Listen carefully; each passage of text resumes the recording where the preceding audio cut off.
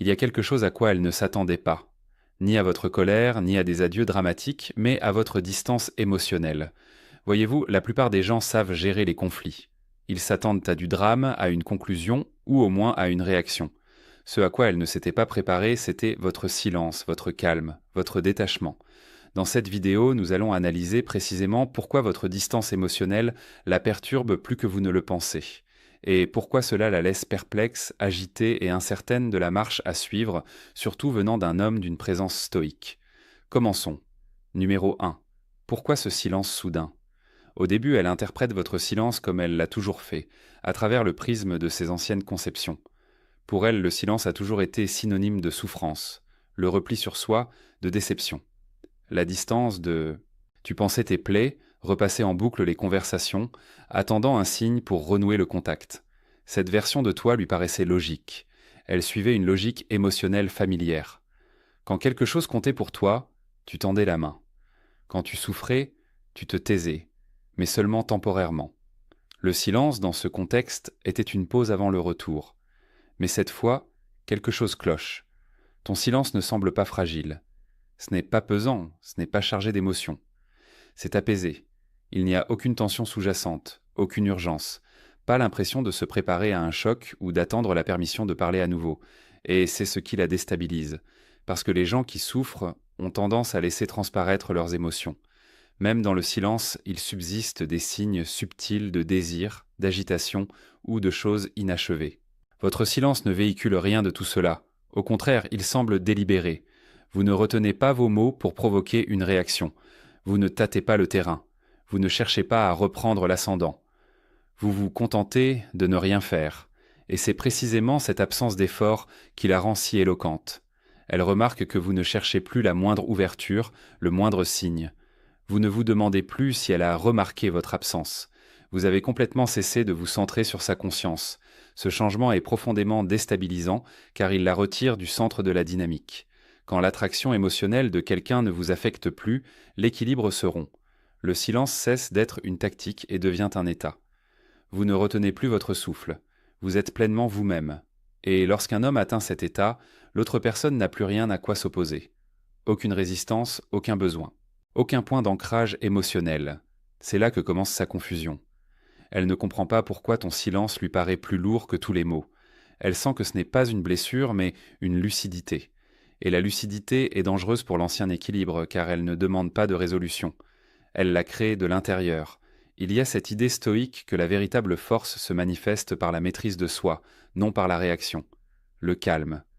Quand on choisit le silence, ce n'est pas l'absence, c'est la maîtrise de soi. Tu n'as pas disparu émotionnellement, tu t'es consolidé, vorkru. Et c'est pourquoi ton silence a une autre signification. Tu n'attends plus d'être compris, tu as déjà tranché. Numéro 2. Elle regrette l'ancien toi. Ce qui lui manque, ce n'est pas seulement toi, c'est la version de toi qui rendait l'accès émotionnel si naturel. Cet homme était présent sans condition, disponible sans hésitation, d'une prévisibilité rassurante, voire réconfortante. Tu ne te contentais pas d'être attentif, tu offrais une continuité émotionnelle. Elle savait toujours à quoi s'attendre de ta part. Elle connaissait ton ton, ton timing, ta volonté de t'investir, même dans l'incertitude. Cette constance était devenue un filet de sécurité discret, un refuge dont elle ignorait l'existence. Et comme elle était toujours là, elle s'est estompée. L'ancienne version de toi ne l'obligeait pas à se maîtriser émotionnellement. Ta chaleur apaisait les tensions. Tes paroles rassurantes dissipaient enfin les doutes. Si elle prenait ses distances, tu restais imperturbable. Si elle hésitait, tu restais à l'écoute. Avec le temps, cette dynamique a habitué son système nerveux à considérer ta présence comme un facteur de stabilité, inconsciemment mais émotionnellement. Tu étais devenu ce refuge où l'incertitude pouvait se poser sans conséquence. C'est ce qui lui manque aujourd'hui. Quand cette énergie disparaît, le sol lui paraît différent. Soudain, plus cette chaleur rassurante qui l'attend lorsqu'elle doute. Plus ce rythme familier de disponibilité émotionnelle auquel se raccrocher. Et sans s'en rendre compte, elle se retrouve confrontée à ses propres fluctuations, sans ton calme pour en amortir le choc. Ce qui ressemblait autrefois à une connexion, ce changement se révèle désormais comme une dépendance à votre constance émotionnelle. Il ne s'opère pas brutalement. Il ne se manifeste pas d'abord comme une perte, mais plutôt comme une mise à nu. Vous n'êtes pas devenu froid. Vous n'avez pas retiré votre affection par ressentiment. Vous avez simplement repris l'énergie que vous offriez librement, une énergie qui circulait librement, sans exiger de contrepartie. Et lorsque vous avez cessé d'assurer cette présence émotionnelle constante, la dynamique s'est rééquilibrée. Pour la première fois, elle doit assumer seule ses responsabilités émotionnelles. C'est déstabilisant. Non pas parce que tu as mal agi, mais parce que l'ancien équilibre n'est plus d'actualité. Elle ressent la différence dans les conversations. Dans les silences, en l'absence de ce réconfort dont elle ignorait avoir besoin, le silence qui a remplacé la chaleur humaine engendre une anxiété subtile, non pas de la peur envers toi, mais la peur de ne plus pouvoir s'appuyer sur elle comme avant. C'est là que beaucoup d'hommes se méprennent. Ils pensent qu'elle manque d'attention, mais ce qui lui manque vraiment, c'est l'accès à votre énergie émotionnelle sans retenue, à cette version de vous qui donniez sans compter. Quand cela disparaît, un réajustement s'impose. La philosophie stoïcienne met depuis longtemps en garde contre une générosité qui épuise l'être. L'équilibre est essentiel. La présence compte, donner compte, mais pas au détriment de la stabilité intérieure. Ce que tu as fait n'était pas une punition, mais une correction. Tu n'as pas fermé ton cœur, tu as simplement cessé de le surmener. Et maintenant, elle ressent ton absence non pas parce que tu es parti, mais parce que l'ancienne version de toi a disparu. Numéro 3. Le calme est perçu comme un rejet. Auparavant, l'intensité émotionnelle ne lui posait aucun problème, car l'intensité impliquait l'implication. Dispute, explication, réaction émotionnelle, même la frustration, tout véhiculait le même message sous-jacent. Vous étiez toujours engagé dans cette dynamique. Lorsque vous éleviez la voix ou tentiez de vous expliquer, cela confirmait qu'elle occupait toujours une place importante dans votre monde intérieur. Le conflit, en ce sens, n'était pas à éviter. C'était la preuve d'un lien, la preuve que le lien émotionnel entre vous était encore fort. Elle était encore intacte. C'est pourquoi votre calme lui paraît si étrange. Vous ne cherchez plus à défendre votre point de vue, ni à rectifier les malentendus. Vous n'éprouvez plus le besoin de justifier vos intentions, ni de la convaincre de vos sentiments. Au lieu de répondre à la pression émotionnelle par la violence, vous optez pour le calme, la retenue et un silence mesuré. De l'extérieur, ce changement ne ressemble pas à une évolution. Au premier abord, cela ressemble à un repli sur soi. Pour quelqu'un qui a appris à associer passion et réaction, le calme peut être perçu comme une distance, même lorsqu'il s'agit simplement de l'absence de chaos. Ce qui la perturbe, ce n'est pas tant votre froideur, mais le fait que vous soyez devenu inaccessible par les voies habituelles. La colère lui offrait autrefois matière à dialogue. Les explications émotionnelles permettaient d'ouvrir des perspectives. Même la déception permettait de renouer le dialogue. Le calme n'offre aucun point d'appui. Aucune friction émotionnelle ne vous ramène à la réalité. Votre imperturbabilité clôt la boucle sans confrontation. Et c'est cette finalité qui rend la situation plus pesante que la colère ne l'a jamais été. Elle pourrait interpréter votre calme comme un rejet, car il ne correspond plus au rythme émotionnel auquel elle était habituée. Il n'y a aucune urgence dans votre ton, aucune montée d'émotion pour signaler une affaire inachevée. Et sans ces signaux, l'esprit comble le vide par du sens. Le silence devient une indifférence tacite. La paix se mue en distance émotionnelle. Non pas par intention, mais parce que le calme refuse de rassurer sur commande. C'est là le pouvoir discret de la discipline émotionnelle. Lorsque vous cessez de laisser la provocation dicter votre état intérieur, vous vous libérez des cycles qui vous épuisaient. La philosophie stoïcienne est claire sur ce point. Si quelqu'un parvient à vous provoquer, c'est que votre esprit l'a permis. Vous avez alors repris le contrôle de votre esprit. Vous ne sacrifiez plus votre équilibre pour une connexion éphémère. Votre calme n'est pas destiné à punir ou à exclure. Il vise à protéger ce que vous avez reconstruit en vous. Et lorsqu'une personne ne peut plus vous atteindre par la pression émotionnelle, cela les oblige à se confronter à une vérité à laquelle ils n'étaient pas préparés. Votre paix n'est plus négociable. Et c'est un moment qu'il faut savourer. Non pas pour juger sa réaction, ni pour vous vanter, mais pour observer ce qui a réellement changé en vous.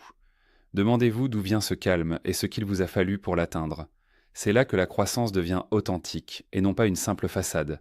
Si cela vous parle, mettez la vidéo en pause. Réfléchissez à la façon dont la discipline émotionnelle a transformé votre manière d'être en relation. Si vous souhaitez partager vos réflexions, laissez un commentaire ou écrivez simplement « Protéger ma paix intérieure » ci-dessous. Votre réflexion pourrait apporter à quelqu'un d'autre la clarté dont il a besoin. Numéro 4, elle ne peut plus vous manipuler. Il fut un temps où la dynamique suivait un rythme familier qui ne demandait que très peu d'efforts de sa part. Elle connaissait les points d'entrée, un message précis au bon moment, une tonalité émotionnelle particulière, une pointe de vulnérabilité ou de chaleur, et vous réapparaissiez. Non pas par faiblesse, mais parce que vous étiez ouvert, réceptif émotionnellement, prêt à renouer le contact sans vous demander si l'invitation était en accord avec vos propres valeurs. Cette prévisibilité s'est intégrée à votre relation tacite. Avec le temps, ce scénario a cessé de ressembler à une connexion et s'est transformé en un accès. Elle n'avait plus besoin d'exiger votre présence ni de la rechercher. Un simple signal lui suffisait. Un changement subtil d'énergie, un message opportunément transmis ou un indice émotionnel familier suffisait à vous ramener dans son orbite. Votre disponibilité émotionnelle était toujours à portée de main. Et comme elle était fiable, elle a fini par paraître permanente, non pas comme une évidence, mais comme une attente émotionnelle. C'est pourquoi ce changement la perturbe. Elle tente de la contacter comme toujours, s'attendant au même résultat. Mais cette fois, le message ne passe pas. Il ne revient jamais. Il n'y a plus cette envie pressante de faire un pas vers elle, plus ce besoin instinctif de renouer le contact. Vous ne résistez pas à ces tentatives et vous ne vous endurcissez pas non plus. Simplement, vous ne ressentez plus le besoin de répondre. La différence est subtile, mais c'est profond. De son point de vue, c'est comme perdre un outil familier. Les anciennes méthodes ne disparaissent pas de façon spectaculaire. Elles cessent simplement de fonctionner. Il n'y a pas de confrontation, pas de rejet qu'elle puisse pointer du doigt, aucune réaction émotionnelle à interpréter. Et sans retour d'information, l'incertitude s'installe. Elle ne peut pas savoir si vous êtes passé à autre chose, si vous êtes devenu indifférent ou si vous avez simplement changé intérieurement. Tout ce qu'elle sait, c'est que le levier émotionnel qu'elle actionnait autrefois est inopérant. Elle ne bouge plus. Cela crée un malaise sourd car elle perd son sentiment d'influence. Non pas son pouvoir sur vous, mais sa compréhension du fonctionnement de cette dynamique. Quand une personne n'est plus disponible émotionnellement à la demande, tout l'équilibre émotionnel se bouleverse. L'accès devient conditionnel, la présence devient intentionnelle, et ce changement force la prise de conscience là où régnait autrefois le confort. Ce que vous avez fait n'est pas de l'évitement, c'est un alignement. La philosophie stoïcienne éclaire clairement ce type de transformation. L'homme discipliné ne gaspille pas son énergie à lutter contre la tentation ou à réprimer le désir. Il s'en détache. Vous ne combattez pas l'envie de réagir. Vous avez simplement cessé d'organiser votre monde intérieur en fonction de signaux extérieurs, et c'est pourquoi elle ne peut plus vous attirer. Non pas parce que vous vous êtes fermé à elle, mais parce que vous choisissez désormais quand et où votre énergie émotionnelle doit être dépensée. Numéro 5. Elle n'a pas l'impression de maîtriser la situation. Il y a eu une période où la relation émotionnelle entre vous lui semblait stable, non pas parce qu'elle essayait consciemment de vous contrôler, mais parce que vos réactions étaient tant familières et fiables. Vous étiez toujours présent, généreux de votre attention et constant dans votre façon d'être. Cette constance, cela créait un sentiment de prévisibilité émotionnelle. Et la prévisibilité donne souvent l'impression d'un contrôle, même en l'absence de manipulation. Elle savait comment vous réagiriez dans les moments de proximité, de tension ou d'incertitude. Et cette connaissance lui procurait un sentiment de repère rassurant. Ce sur quoi elle s'appuyait, ce n'était pas le pouvoir sur vous, mais la certitude que vos réactions seraient présentes quand elle en aurait besoin. Lorsqu'elle était incertaine, ta chaleur l'apaisait. Quand elle prenait ses distances, ta stabilité demeurait. Quand ses émotions s'embrouillaient, ta disponibilité adoucissait les choses. Avec le temps, ta présence est devenue un moyen pour elle de réguler ses émotions. Tu étais un repère constant, un signal stable dans une dynamique qui, autrement, semblait instable. Et comme cette stabilité était toujours présente, elle a cessé d'être perçue comme nécessitant une attention mutuelle. Voilà pourquoi votre distance est si perturbante. Votre retrait émotionnel ne s'accompagne ni de colère ni d'accusation. Il se manifeste par une absence de réaction, un calme absent là où se trouvaient auparavant vos réponses habituelles. Et sans ces réponses, elle perd une source de réconfort émotionnel sur laquelle elle s'appuyait. Elle ne peut plus se repérer à travers votre ton, vos paroles rassurantes ou votre implication, le miroir qui lui servait inconsciemment de point d'ancrage. Elle ne répond plus. Cela crée de l'incertitude, non pas parce que vous avez agi avec cruauté, mais parce que la dynamique a changé sans explication ni négociation. De son point de vue, cette perte de prévisibilité est vécue comme une perte de contrôle. Elle ignore comment vous réagirez, voire même si vous réagirez, et cette imprévisibilité la rend vulnérable à laquelle elle n'est pas préparée. Elle ne peut plus compter sur votre disponibilité émotionnelle. pour stabiliser les moments de doute ou d'indécision. Ce qui semblait sûr paraît désormais instable, non pas parce que vous avez disparu, mais parce que vous avez abandonné le rôle que vous jouiez. La philosophie stoïcienne nous rappelle que la véritable liberté commence là où s'achève la dépendance affective. Le courage n'est pas toujours bruyant ou conflictuel. Parfois, il est discret, s'exprimant par le refus de rester disponible au détriment de son équilibre intérieur. En choisissant la distance, vous avez choisi l'autonomie. Et pour celles qui trouvaient autrefois du réconfort dans votre constance, cette liberté peut être perçue comme une indisponibilité émotionnelle, même s'il s'agit simplement d'une manifestation de respect de soi. Numéro 6. Elle ignore ce que vous pensez.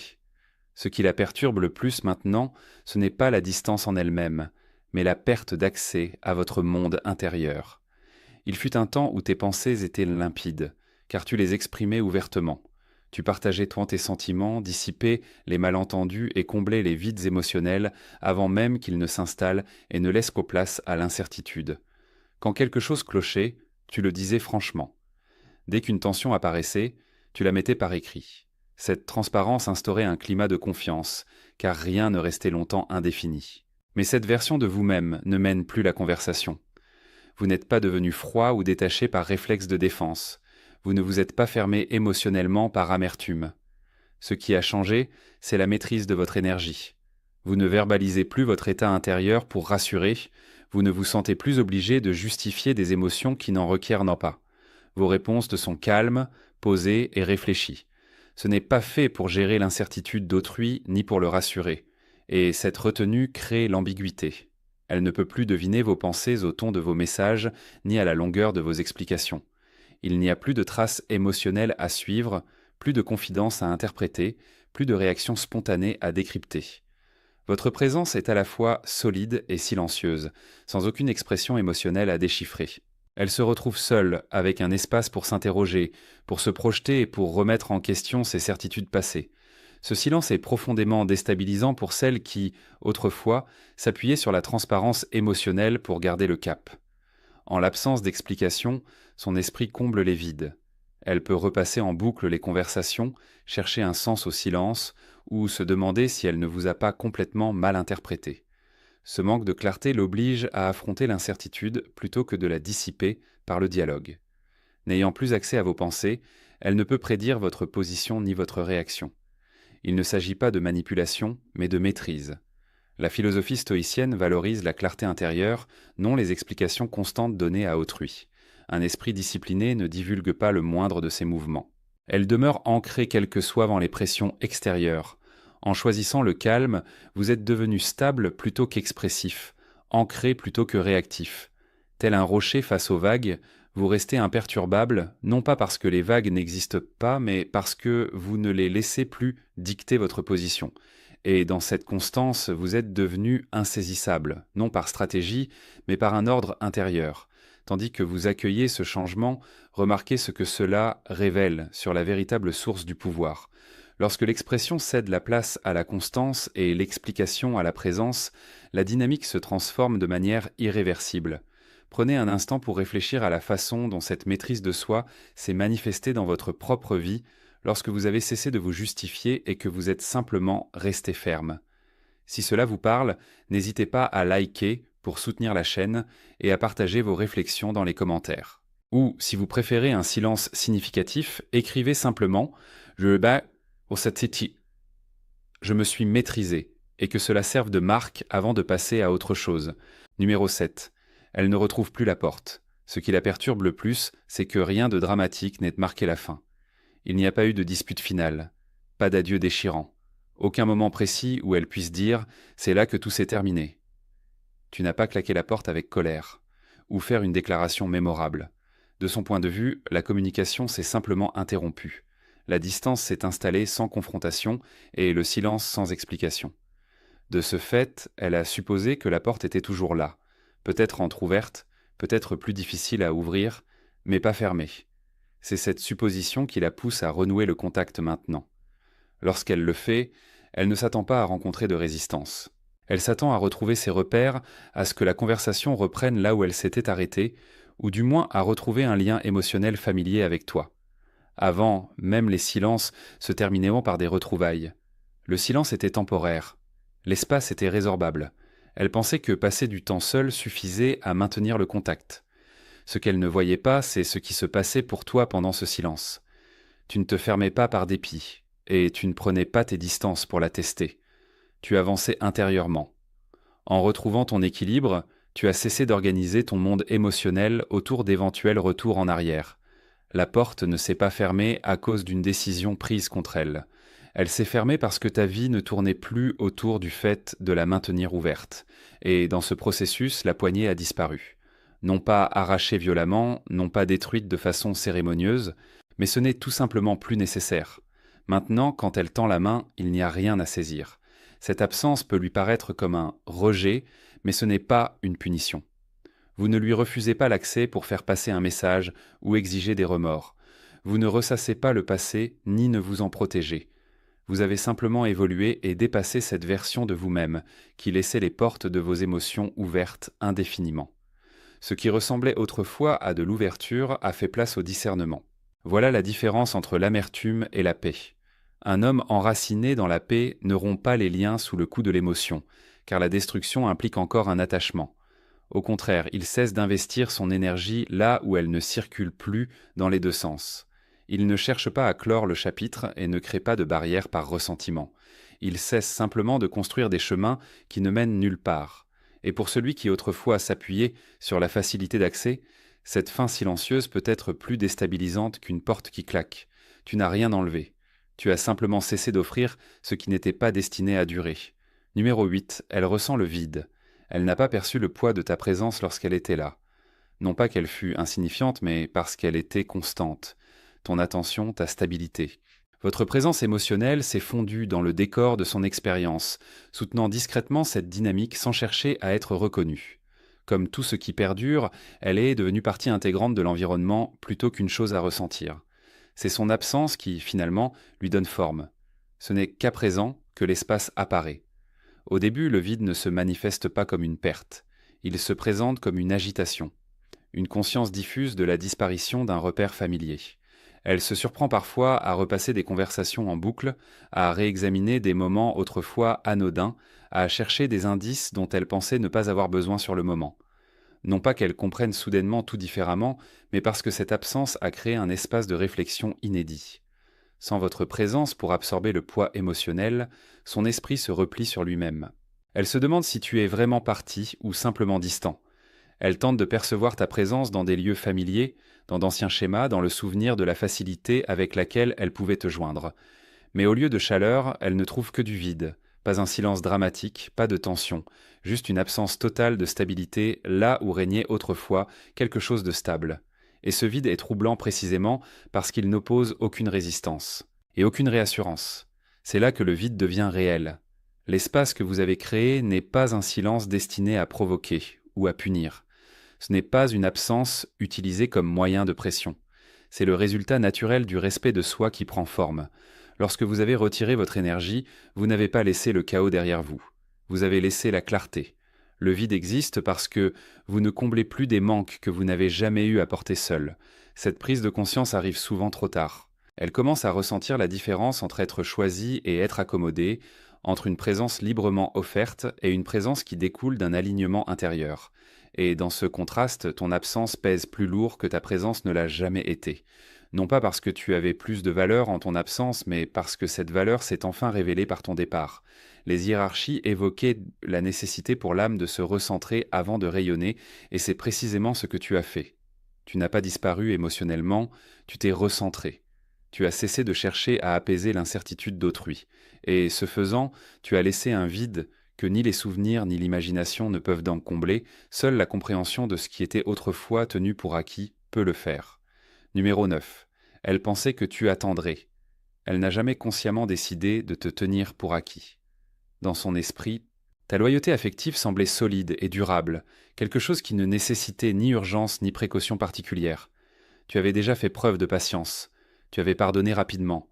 Tu étais resté présent, même lorsque la relation paraissait incertaine ou instable.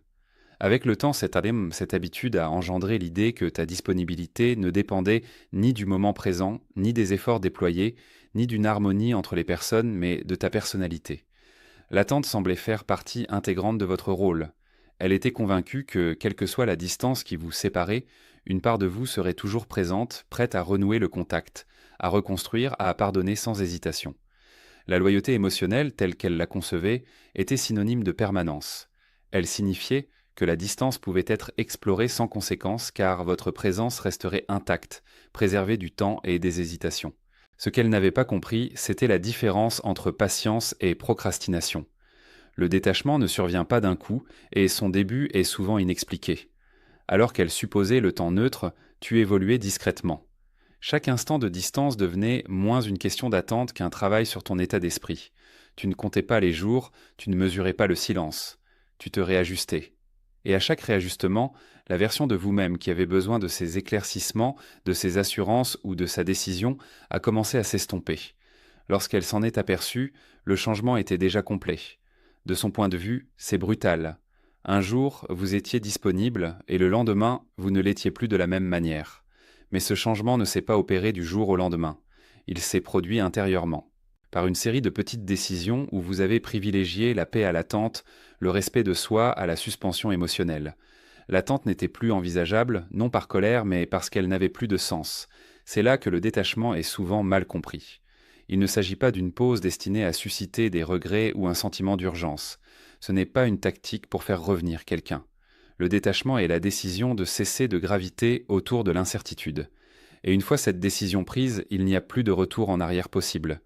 Vous n'êtes pas parti en signe de protestation, vous avez cessé de tourner en rond. La philosophie stoïcienne l'exprime clairement. Un homme discipliné ne menace pas de partir pour obtenir un avantage. Il n'impose pas de limites pour semer la peur. Il réoriente simplement ses actions vers ce qui correspond à ses valeurs. Et lorsque cela arrive, ceux qui pensaient qu'il serait toujours là à attendre, on réalise alors que le temps ne s'est pas arrêté pour lui, mais qu'il l'a fait avancer. Prenez un instant pour méditer sur ce que vous venez d'entendre, non pas pour la juger ni pour ressasser le passé, mais pour observer le changement en vous. Demandez-vous à quel moment l'attente silencieuse s'est muée en choix de paix, à quel moment la patience a cessé d'être naturelle pour devenir une forme de trahison envers soi-même. C'est un point que beaucoup d'hommes négligent car il se produit intérieurement sans drame, ou une annonce. Si cela vous parle, réfléchissez au moment où vous avez cessé de vous laisser submerger par l'incertitude dans votre propre vie. Et si vous le souhaitez, laissez un commentaire pour partager ce qui a changé pour vous ou écrivez simplement « J'ai choisi d'aller de l'avant ». Explorons ensemble la suite de ce parcours. Numéro 10. Elle est perdue sans votre énergie. Ce qu'elle ressent maintenant est plus profond que de simples conversations manquées ou des mots familiers oubliés. Que lui manque-t-il? C'est l'effet que ta présence avait sur son monde intérieur. Quand tu étais là, les choses ne semblaient donc plus stables, même quand le monde autour d'elle était agité. Ton énergie dégageait une sérénité apaisante, une présence qui ne cherchait pas à contrôler ses émotions, mais les adoucissait simplement par ta présence. Tu n'étais ni une assurance bruyante, ni un conseil incessant. Tu étais la constance, et la constance a le pouvoir de calmer les tempêtes, sans même s'en apercevoir. À ce moment-là, cette paix se fondait dans le décor. Elle ne s'était pas rendue compte à quel point son incertitude s'apaisait en ta présence, ni combien ses fluctuations émotionnelles semblaient moins importantes lorsqu'elle trouvait un point d'appui stable. Ta présence agissait comme un champ stabilisateur, ni contrôlant, ni exigeant, juste assez constant pour maintenir l'équilibre. Et comme elle était toujours là, elle n'a jamais semblé fragile ni menacée de disparition. Maintenant, cette énergie a disparu. Sans elle, ses propres émotions semblent décuplées. Les doutes persistent, les questions fusent sans relâche. Les tempêtes intérieures, autrefois plus discrètes, paraissent désormais plus bruyantes, plus exposées. Elle ne trouve plus le calme familier auquel se raccrocher, ni la stabilité extérieure sur laquelle s'appuyer lorsque son équilibre vacille. Et même si elle n'en a pas conscience, elle ressent la différence dans son corps et dans son esprit. C'est là que l'absence devient flagrante. Elle repensera peut-être à ces moments où votre présence était inconditionnelle, sans réaliser alors combien cette énergie sereine était rare. Ce qui paraissait banal semble désormais irremplaçable. Non pas parce que vous étiez parfait, mais parce que votre calme ne réclamait à rien. Il existait tout simplement. Et lorsque cette paix disparaît, le contraste est immédiat, le détachement. En ce sens, il ne s'agit pas de froideur émotionnelle. Ce n'est pas un retrait destiné à punir ou à susciter du désir. C'est protéger ce que l'on porte en soi. Tu n'as pas cessé de donner de l'énergie par dépit. Tu as cessé de la donner là où elle servait de refuge émotionnel sans reconnaissance ni réciprocité. En choisissant la distance, tu as préservé ton équilibre au lieu de continuer à subir des tempêtes que tu n'as jamais eu à gérer. Et même si elle ne le dit pas directement, la perte qu'elle ressent n'est pas liée à un manque de lien, mais à la force d'ancrage qu'elle avait négligée et qui a désormais disparu. Numéro 11. Tu as changé l'histoire. Pendant longtemps, elle a cru que l'histoire était déjà écrite. Dans sa version, c'était elle qui avait tout arrêté, celle qui avait pris la décision qui avait tout déclenché. Tu étais dans ce récit l'homme qu'on avait laissé pour compte, celle qui finirait par accepter la fin, ressentir la perte, et peut-être s'attarderait-elle émotionnellement là où le lien avait existé. Cette hypothèse lui permettait d'avancer sans vraiment s'interroger sur la façon dont l'histoire évoluerait une fois qu'elle n'en aurait plus le contrôle. Ce qu'elle n'avait pas anticipé, c'est que la distance pouvait en modifier le sens. Ton silence ne contestait pas le passé, ne cherchait pas à le reconquérir. Il ne remettait pas en cause sa décision, ou tentait de réécrire l'histoire par des explications. Au lieu de cela, elle a complètement changé de perspective. En prenant vos distances, vous vous êtes retiré du rôle qu'elle vous avait attribué. Vous avez cessé de jouer le rôle de l'homme qui attendait, espérait ou était émotionnellement lié à une fin qu'il n'avait pas choisie. Dans ce retrait discret, l'histoire a changé de direction. C'est vous qui avez lâché prise sans excès, non pas par des déclarations ou des affirmations définitives destinées à rester dans les mémoires, mais avec clarté, par une décision intérieure qui n'avait besoin d'aucune validation extérieure. Et c'est cette subtilité qui fait sa force. Il n'y a eu aucun moment précis où elle aurait pu marquer la fin, aucune scène émouvante pour la sceller. Le changement s'est opéré en silence et de ce fait, son impact a persisté. Ce n'est que dans le calme que la véritable perte se fait sentir. Quand tu as cessé d'occuper l'espace émotionnel de celle qui restait, elle a été contrainte d'affronter une autre réalité. Cette absence n'était pas assez forte pour être ignorée, ni assez chaotique pour être imputée à l'émotion. Elle était calme, définitive, et le calme a cette capacité de révéler la vérité sans discussion. Dans ce silence, elle ressent la perte non pas du contrôle ou du lien, mais de la version de l'histoire où elle occupait le centre. C'est ici que la paix marque la fin d'une époque. La pensée stoïcienne nous rappelle que l'épanouissement ne réside pas dans la nostalgie du passé, mais dans l'engagement total envers le présent. Votre mission n'est plus d'être compris ou de vous souvenir correctement de ce qui se présente à vous, mais de vivre en accord avec vos valeurs actuelles.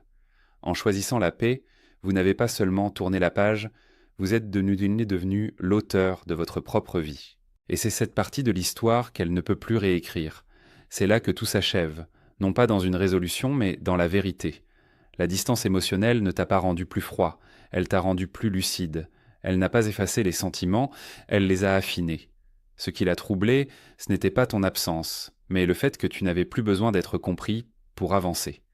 Ton silence n'était pas une réaction, c'était une décision. En choisissant le calme plutôt que les explications, l'harmonie plutôt que l'attachement, vous vous êtes totalement affranchi de l'ancienne dynamique.